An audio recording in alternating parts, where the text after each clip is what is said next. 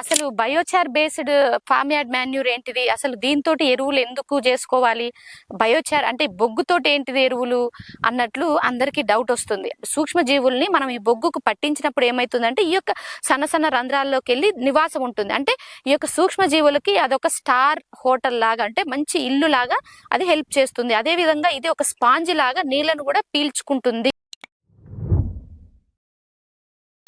Hello అండి, అందరికీ నమస్కారం. అయితే మనం అసలు biochar based form yard manure ఏంటిది, అసలు దీంతో ఎరువులు ఎందుకు చేసుకోవాలి, బయోచార్ అంటే బొగ్గుతోటి ఏంటిది ఎరువులు అన్నట్లు అందరికీ డౌట్ వస్తుంది. అసలు దాని స్టోరీ ఏంటి, దాని కథ ఏంటిది, అసలు బొగ్గు గురించి దాని కథ, బొగ్గు కథ ఏంటిది, మనకు ఎరువులో ఈ యొక్క బొగ్గు ఏ పాత్ర పోషిస్తుంది, ఆ భూమిలో ఎలాంటి పాత్ర పోషిస్తుంది మనకు బొగ్గు అన్న విషయానికి వస్తే అండి, మీకు క్లోజ్డ్గా చూస్తే కనిపిస్తాయి. మనము ఈ బొగ్గు అంతా కూడా ఏంటిది అంటే ఇది మొత్తం కూడా నల్ల తుమ్మ చెక్క బొగ్గు అండి. ఇక్కడ చూస్తే మీకు వలయాలు అంటే ఈ స్ట్రక్చర్స్ లోపల ఎలా ఉన్నాయో చూడండి. ఆ స్ట్రక్చర్స్ ప్లస్ సన్న రంధ్రాలు ఉన్నాయి దీని అంతటా కూడా.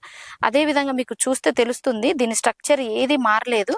ఇక్కడ అంతా చివరంతా కూడా మొత్తము ఈ వలయాలు సర్కిల్స్ సన్న రంధ్రాలు అన్నది మీరు గమనించినట్లయితే, మామూలుగా బయట మనం ఆ బొగ్గును కాల్చితే ఇలా ఏర్పడదు, ఇది మొత్తం కాలిపోయి నల్లగా అయిపోతుంది, కొద్దిసేపు బూడిద అయిపోతుంది. కానీ ఇది మనం ఏంటిది అంటే పైరాలసిస్ పద్ధతిలో తయారు చేసినటువంటి బొగ్గు. పైరాలసిస్ పద్ధతి అంటే ఏంటిదంటే ఇన్ ఆబ్సెన్స్ ఆఫ్ ఎయిర్, అంటే గాలి లేకుండా క్లోజ్డ్ లో ఆక్సిజన్ లేకుండా స్లో ప్రాసెస్ లో దీన్ని బొగ్గును కాల్చితే దాన్ని పైరాలసిస్ మెథడ్ అంటారు.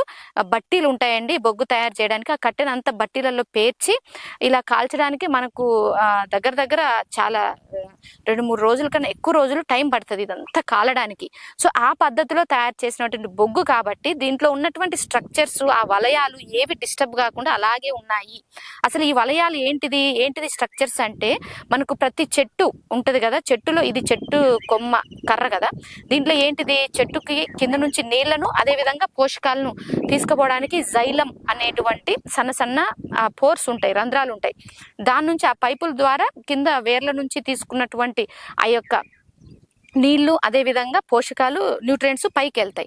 మళ్ళీ జైలం అనేటువంటి ప్లోయం అన్నది ఏంటిది, దాని నుంచి దానికి కావాల్సినటువంటి ఎనర్జీ, ఆ యొక్క ఫుడ్ని అది సరఫరా చేస్తుంది మొక్కలు అన్ని భాగాలకు.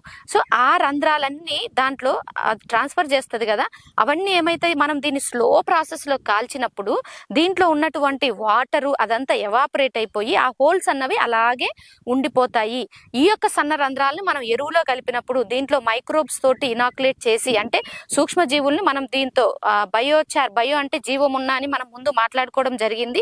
ఆ బయోస్ని అంటే సూక్ష్మజీవుల్ని మనం ఈ బొగ్గుకు పట్టించినప్పుడు ఏమవుతుందంటే ఈ యొక్క సన్న రంధ్రాల్లోకి వెళ్ళి నివాసం ఉంటుంది. అంటే ఈ యొక్క సూక్ష్మజీవులకి అదొక స్టార్ హోటల్ లాగా, అంటే మంచి ఇల్లు లాగా అది హెల్ప్ చేస్తుంది. అదే విధంగా ఇది ఒక స్పాంజ్ లాగా నీళ్లను కూడా పీల్చుకుంటుంది, అబ్జార్బ్ చేసుకుంటుంది ఈ యొక్క సన్న రంధ్రాల్లో. అదే విధంగా న్యూట్రియంట్స్ కూడా పట్టి పెట్టుకుంటుంది. మనం దాన్ని ఎరువులో కలిపి మొక్కకి ఇచ్చినప్పుడు, భూమిలో ఇచ్చినప్పుడు ఏమవుతుంది అంటే వాటన్నిటిని మెల్లగా అది భూమిలో మొక్కకు అందించడం జరుగుతుంది. కాబట్టి ఇది దీని యొక్క స్టోరీ అండి.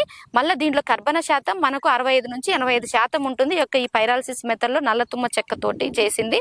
ఇది 100 నుంచి 1000 సంవత్సరాల వరకు అలాగే భూమిలో ఉంటుంది. కర్బన శాతాన్ని మన భూమిలో పెంచుతుంది. దానికోసమే బయోచార్ బేస్డ్ ఎరువులు అని చెప్పుకోవడం జరిగింది.